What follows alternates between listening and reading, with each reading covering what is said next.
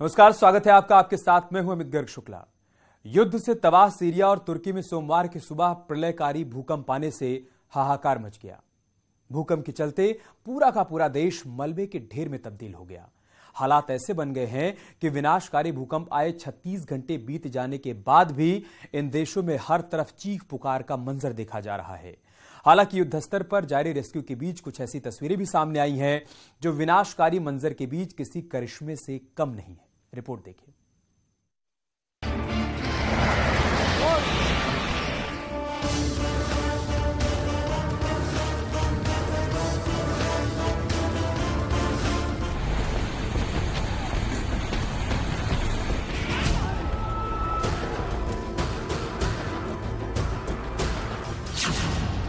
मौत का एक ऐसा जलजला जिसे देख सहम गई दुनिया।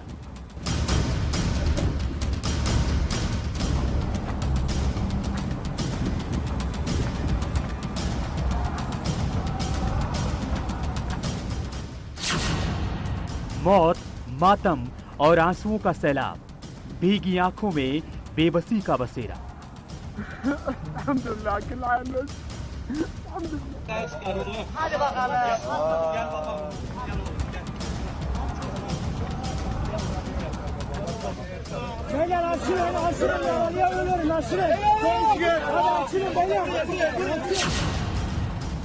मलबे में दबी जिंदगी, जान बचाने की जंग। सीरिया तुर्की में कभी ना भूल पाने वाला भूकंप।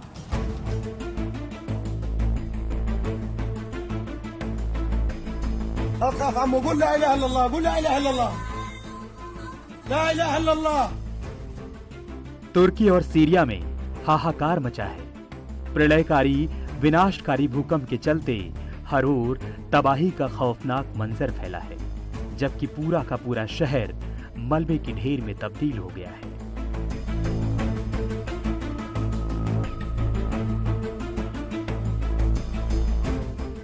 एक झटके में अपनों को खो देने वालों का दर्द क्या होता है, उनकी आंखों से बह रहे आंसुओं को देखकर समझा जा सकता है।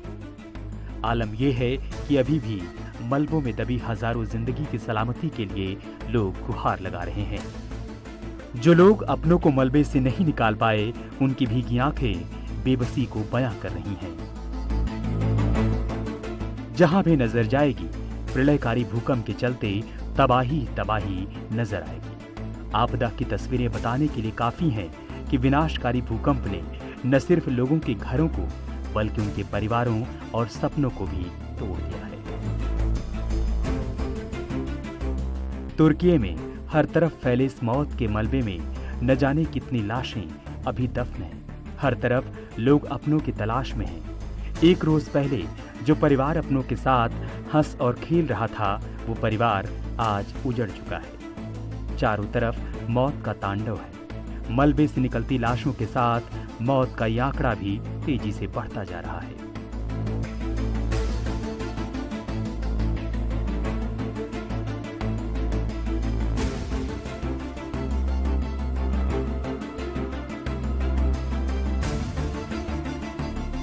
इस बीच सोशल मीडिया पर भी कई ऐसे वीडियो सामने आ रहे हैं जो दुनिया को झकझोर दे रहे हैं। इस वीडियो को देखिए। चारों तरफ चीख पुकार के बीच रेस्क्यू टीम को एक किलकारी की आवाज सुनाई पड़ी। जैसे ही नवजात की किलकारी लोगों के कानों में पहुंची, बचाव कर्मी उस ओर दौड़ पड़े।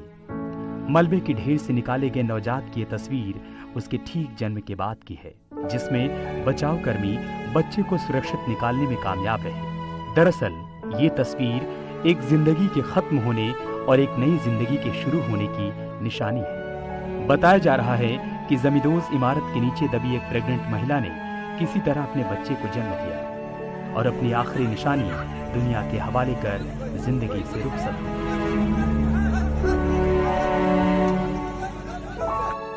कुछ ऐसी ही कहानी इस बदनसीब इंसान की है जो अपने बच्चे के शव को सीने से लगाकर गम के आंसुओं में डूबा है। आंख से बहती आंसुओं के बीच अपनी आप बीती बता रहा है, जिसके मुताबिक इस शख्स ने मौत के इस जलजले में न सिर्फ अपने बच्चे बल्कि परिवार के 12 सदस्यों को एक झटके में खो दिया।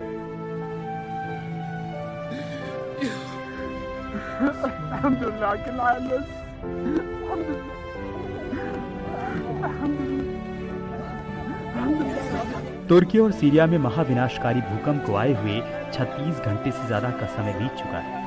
ऐसे में मलबे के ढेर से सुरक्षित लोगों को बचाना किसी चमत्कार से कम नहीं। अब जरा 3 साल की इस मासूम को भी देखिए। इमारत ढह जाने के बाद मलबे में फंसी बच्ची की मासूमियत देख शायद खुदा का दिल भी पसीज गया होगा। तभी तो 36 घंटे बाद हुए रेस्क्यू में बच्ची को सही सलामत निकाला जा सका। हैरानी वाली बात यह है कि जमींदोज हुई इमारतों के ढेर में फंसी होने के बाद भी मासूम को एक खरोच तक नहीं आई। तुर्की में धरती हिली तो एक झटके में हजारों जानें चली गई, जबकि मलबे में दबे और फंसे हजारों लोगों को अब भी मदद का इंतजार है।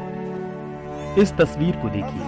भूकंप के बाद इमारत पूरी तरह क्षतिग्रस्त है, जबकि मकान का ऊपरी हिस्सा पूरी तरीके से तबाह हो चुका है। इस बीच ऊपरी मंजिल में कुछ लोग फंसे नजर आ रहे हैं, किसी तरह क्षतिग्रस्त इमारत से बाहर निकलने का प्रयास कर रहे हैं। इस दौरान एक शख्स अल्लाह को याद करते हुए नारे लगा रहा है और इमारत में फंसे बच्चे को खुदा पर विश्वास रखने का भरोसा दे रहा है। Bureau report, news 18। अशहदु अल्ला इलाहा इल्लल्लाह मुहम्मद रसूलुल्लाह। तुर्की और सीरिया में मौत के इन मलबों में कई जिंदगियां अब भी दफन हैं, जिन्हें निकालने के लिए तुर्की में कई घंटों से युद्ध स्तर पर ऑपरेशन चलाया जा रहा है। वहीं इस जद्दोजहद के बीच भारत ने भी मदद का हाथ आगे बढ़ाया है और तुर्की में अपनी 2 टीमों को भेज दिया। इसके साथ ही भारत संकट की इस घड़ी में तुर्की और सीरिया के साथ खड़ा हुआ है, ये दावा कर रहा है और दवा के साथ साथ तमाम उपकरण भी यहां पर भेजे जा रहे हैं।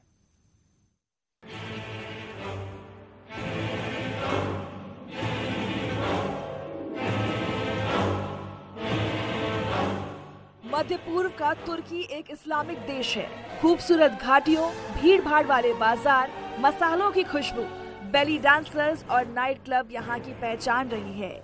एशिया और यूरोप की सीमा पर बसा ये देश बेहद ही खूबसूरत है, लेकिन सोमवार की सुबह तुर्की को न जाने किसकी नजर लग गई। रात की शांति अचानक मातम में बदल गई। खुशियों और ख्वाबों के देश आंसू और खौफनाक मंजर में तब्दील हो गए।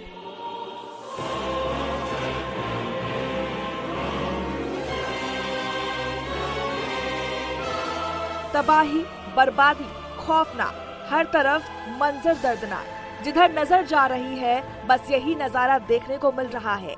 इस भारी तबाही में लाखों लोग बेघर हो गए हैं, जबकि जमा देने वाली बारिश और बर्फबारी के चलते लोगों के दर्द को और बढ़ा दिया है।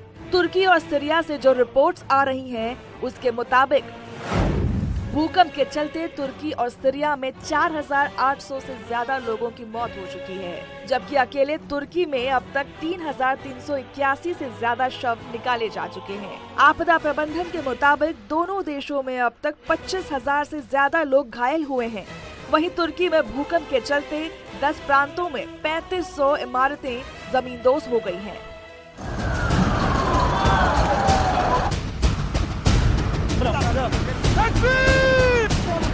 विनाशकारी भूकंप के चलते तुर्की और सीरिया में युद्ध स्तर पर रेस्क्यू ऑपरेशन चलाया जा रहा है।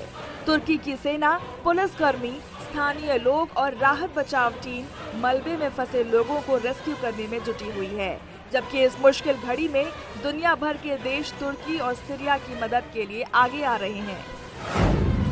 AFD के मुताबिक 65 देशों से 2600 से ज्यादा बचाव कर्मी तुर्की पहुंचे हैं। वहीं युद्ध स्तर पर चलाए जा रहे रेस्क्यू ऑपरेशन में 629 क्रेन और 360 गाड़ियों का इस्तेमाल किया जा रहा है। अब तक 3 लाख से ज्यादा कंबल और 41,000 से ज्यादा फैमिली टेंट मुहैया कराया जा चुका है। हालांकि बचाव कार्य में तेज बारिश और बर्फबारी चुनौती बनकर सामने आ रही है। इन सब के बीच WHO ने यह भी आशंका जताई है कि तुर्की और सीरिया में मरने वालों का आंकड़ा काफी ज्यादा हो सकता है।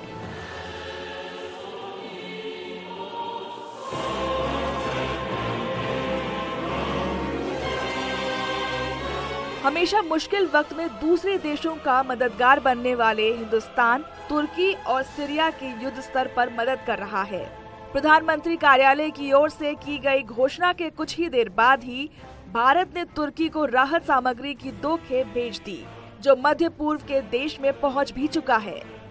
इसके साथ ही भारत की ओर से भेजी गई राहत सामग्री के साथ राष्ट्रीय आपदा प्रबंधन की एक विशेषज्ञ टीम को भी तुर्की भेजा गया है।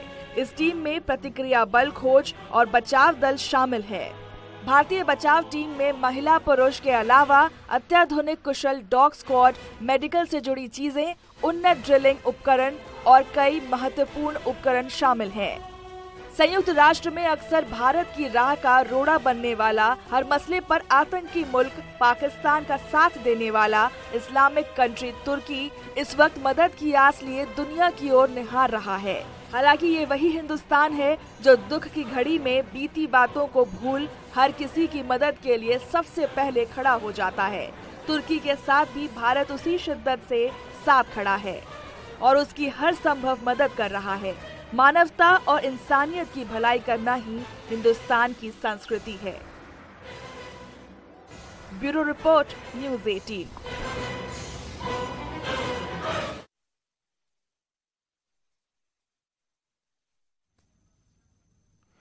और चलिए आपको त्रिपुरा से आ रही सीधी तस्वीरें दिखाते हैं, जहां पर मुख्यमंत्री योगी आदित्यनाथ का रोड शो हो रहा है। 2 दिनों के दौरे पर है त्रिपुरा में, जहां पर वो चुनावी सभाओं को संबोधित कर रहे हैं, रोड शो भी कर रहे हैं, बीजेपी प्रत्याशियों के लिए वोट की अपील कर रहे हैं। ये तस्वीरें आप देख रहे हैं, मुख्यमंत्री योगी आदित्यनाथ रोड शो करते हुए भारतीय जनता पार्टी के पक्ष में माहौल बनाने की कोशिश और कवायद करते हुए। इससे पहले जनसभा को भी उन्होंने संबोधित किया और बताया कि भारतीय जनता पार्टी की सरकार एक बार फिर से क्यों ज़रूरी है त्रिपुरा में। इस दौरान उन्होंने कांग्रेस और लेफ्ट पार्टियों को निशाने पर लिया और अब फिलहाल वो रोड शो कर रहे हैं। और आप देख सकते हैं लोगों की भारी भीड़ यहाँ पर दिखाई पड़ रही है। लोगों का अभिवादन स्वीकार करते हुए मुख्यमंत्री योगी आदित्यनाथ हाथ हिलाकर और साथ ही साथ ये कोशिश करते हुए कि एक बार फिर से त्रिपुरा में कमल खिल पाए, भारतीय जनता पार्टी की सरकार बन पाए। तो मुख्यमंत्री योगी आदित्यनाथ, जिनकी अलग अलग राज्यों में भारी डिमांड है चुनाव के दौरान, इसी कड़ी में वो त्रिपुरा में भारतीय जनता पार्टी के प्रत्याशियों के पक्ष में वोट की अपील करने के लिए पहुंचे हुए हैं। सुबह से ताबड़तोड़ उन्होंने जनसभाओं को संबोधित किया और अब रोड शो कर रहे हैं। जनसभा को संबोधित करते हुए मुख्यमंत्री योगी आदित्यनाथ ने कांग्रेस पार्टी को निशाने पर लिया। खासतौर से राहुल गांधी ने आज जिस तरीके का बयान दिया, उसको लेकर उन्होंने कहा कि ये वो लोग हैं जिन्होंने राम के अस्तित्व को ही नकार दिया था और आज भारतीय जनता पार्टी की सरकार की देखरेख में किस तरीके से अयोध्या में भव्य और दिव्य राम मंदिर का निर्माण हो रहा है, इस बात का भी उन्होंने जिक्र किया। उन्होंने कहा कि आज उत्तर प्रदेश में कहीं कोई दंगा नहीं होता, अपराधी सरेंडर कर रहे हैं थानों में जाकर और निवेशकों के लिए एक स्वस्थ वातावरण यहां पर उत्पन्न किया गया है। इन तमाम बातों का जिक्र अपने संबोधन के दौरान उन्होंने किया और बताया कि कैसे डबल इंजन की सरकार की अगुवाई में उत्तर प्रदेश आज उत्तम प्रदेश बनने की दिशा में आगे बढ़ रहा है और भारतीय जनता पार्टी की सरकार जो कि अलग अलग राज्यों में चल रही है, कैसे वो राज्य को और देश को आगे बढ़ाने का काम कर रही है, उसका भी जिक्र उन्होंने अपने संबोधन में किया। और अब रोड शो के दौरान वो यहां मौजूद लोगों का अभिवादन स्वीकार करते हुए और बीजेपी प्रत्याशियों के लिए वोट की अपील करते हुए नजर आ रहे हैं। त्रिपुरा में मुख्यमंत्री योगी आदित्यनाथ स्टार प्रचारक के तौर पर बीजेपी के लिए चुनाव प्रचार करते हुए, जनसभाओं को संबोधित करते हुए, रोड शो करते हुए नजर आ रहे हैं। इससे पहले अलग अलग राज्यों में विधानसभा चुनाव के दौरान मुख्यमंत्री योगी आदित्यनाथ की खूब डिमांड रही। बीजेपी प्रत्याशी लगातार ये चाहते हैं कि मुख्यमंत्री योगी आदित्यनाथ उनके विधानसभा क्षेत्र में आकर उनके लिए प्रचार करें और इसी कड़ी में देश के अलग अलग हिस्सों में वो प्रचार करने के लिए जाते भी हैं। अभी हाल ही में गुजरात में हिमाचल विधानसभा चुनाव के दौरान भी मुख्यमंत्री योगी आदित्यनाथ की कई जनसभाएं, कई रैलियां हुई। अब जबकि अलग अलग राज्यों में विधानसभा का चुनाव एक बार फिर से हो रहा है, तब त्रिपुरा में आप सीएम योगी आदित्यनाथ को देख पा रहे हैं, जहां पर वो ताबड़तोड़ प्रचार अभियान करते हुए नजर आ रहे हैं। फिलहाल इस वक्त वो रोड शो कर रहे हैं। सीएम योगी की हुंकार त्रिपुरा में सुनाई पड़ रही है। वो बताने की कोशिश कर रहे हैं कि क्यों बीजेपी की सरकार एक बार फिर से जरूरी है।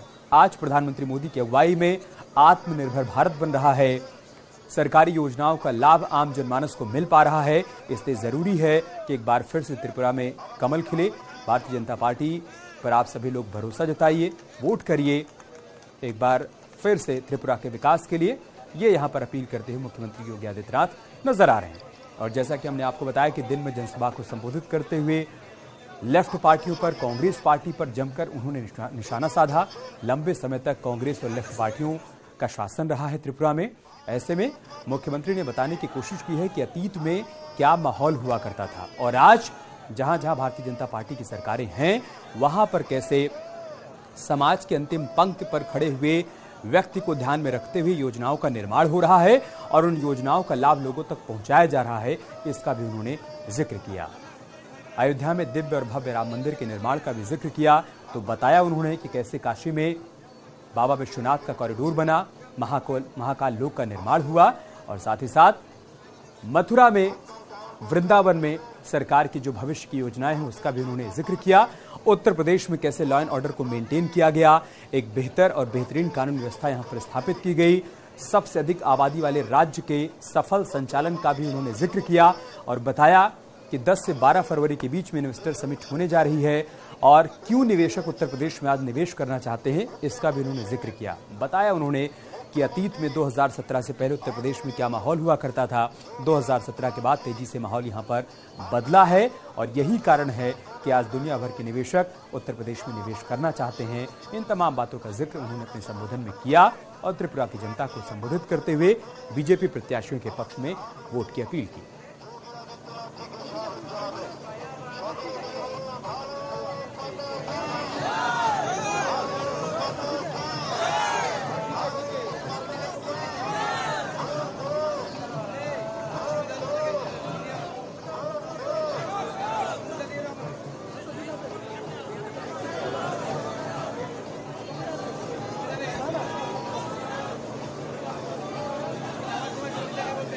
बराडोवाली में इस वक्त मुख्यमंत्री योगी आदित्यनाथ का रोड शो चल रहा है।